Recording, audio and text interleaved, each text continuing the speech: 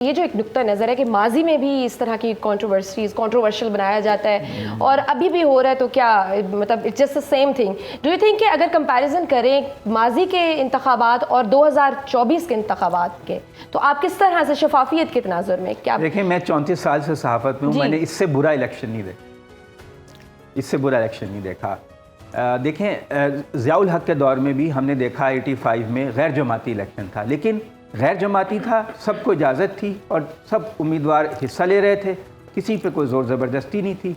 उनके जो मिनिस्टर थे राजा ज़फ़रुल हक भी हार गए। अनीक साहब हंस रहे हैं वैसे। बिल्कुल उनका नुक्ता नज़र हो सकता है, मुझे लगता है वो कुछ कहना चाहते हैं। ज़ियाउल हक के जो करीबी साथी थे वो इलेक्शन हार गए और उसमें पीपल्स पार्टी के लोग भी खड़े हो सकते थे और यूसुफ रज़ा गिलानी वगैरह खड़े भी हुए और बहुत बड़ी तादाद में वो लोग जीते भी।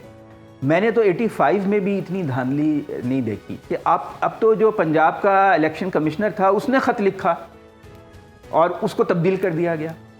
उसने जो सारा गड़बड़ हो रही थी ये लिखा, फिर रिटर्निंग अफसरों के दफातर के बाहर किस तरह लोगों को उठाया गया, कागजात छीने गए, फिर उसके बाद जो उनके होलसेल मुस्तरद किए गए, उनको कोर्ट्स में जाना पड़ा। ठीक है, आपने एक लीडर को आपने माइनस कर दिया, फिर ख्याल था कि आप उसकी पार्टी को लड़ने देंगे, आपने उसकी पार्टी को भी माइनस कर दिया, उससे भी निशान छीन लिया, चले पार्टी भी चली गई। अब आप आज़ाद उम्मीदवारों को तो आराम से लड़ने दें, उनको भी आप गिरफ्तार कर रहे हैं, उठा रहे हैं। जहांगीर तरीन इतने बड़े सियासतदान एक पार्टी के, और वो इतने इनसिक्योर हैं कि जो एक आज़ाद खातून, पहले 2 उम्मीदवार वो बिठा चुके हैं जो उनके मुकाबले में खड़े हुए थे, अब तीसरी जो खातून उम्मीदवार थी वो भी गायब हो गई और फिर उसने ऐलान कर दिया कि जी मैं इनके हक़ में दस्तबरदार।